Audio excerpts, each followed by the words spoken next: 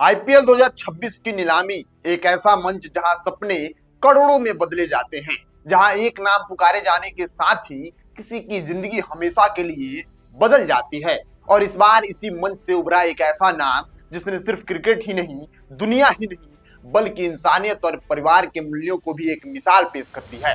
नाम कार्तिक शर्मा, उम्र महज 19 साल और कीमत 14 करोड़ 20 लाख रुपए।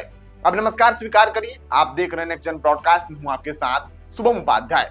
चेन्नई सुपर किंग ने जब यह बोली लगाई तो पूरा ऑक्शन हॉल सन्य रह गया। राजस्थान के इस युवा विकेट कीपर बल्लेबाज ने इतिहास रच दिया। आईपीएल इतिहास के संयुक्त रूप से सबसे महंगे अनकैप्ड खिलाड़ी बनने का गौरव हासिल किया। लेकिन इस कहानी की सबसे बड़ी सुर्खी ना उसकी कीमत है, ना ही उसका रिकॉर्ड्स है, बल्कि वह जवाब है जो उसने एक सवाल के जवाब में दिया। जब टीवी प्रेजेंटर जतिन सप्रू ने कार्तिक से पूछा, इतनी बड़ी रकम मिलने के बाद सबसे पहले क्या करोगे, तो 19 साल के इस खिलाड़ी ने बिना सोचे कहा, सबसे पहले पापा का कर्ज चुकाऊंगा। पहली चीज कुछ सोचिए मन में जो मम्मी पापा के लिए करना चाहते हैं, जो करेंगे।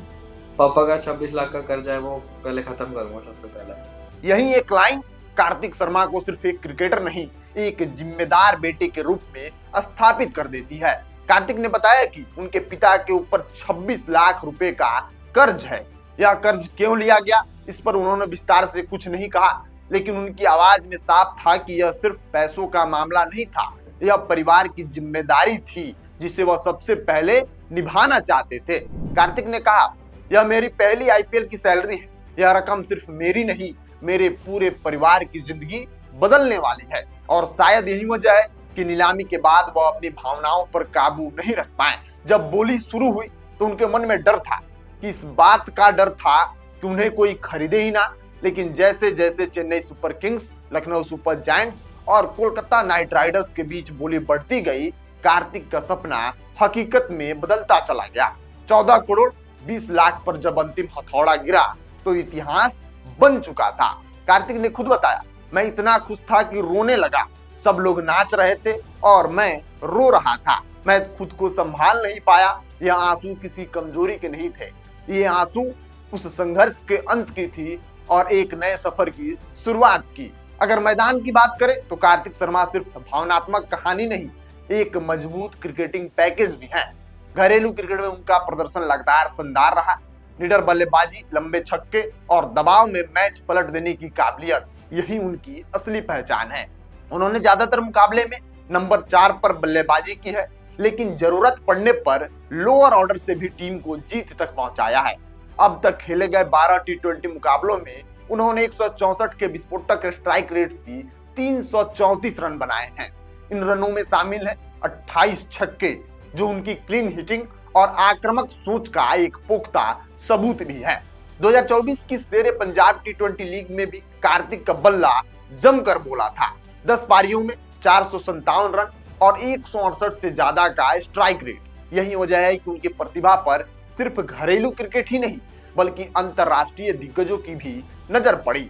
इंग्लैंड के पूर्व कप्तान केविन पीटरसन और भारतीय ऑफ स्पिनर आर अश्विन जैसी बड़ी हस्तियों ने खुले मन से कार्तिक की तारीफ की है। इतना ही नहीं, युवा खिलाड़ियों को तराशने के लिए मशहूर जीएसडब्ल्यू ग्रुप का भी समर्थन कार्तिक को हासिल है।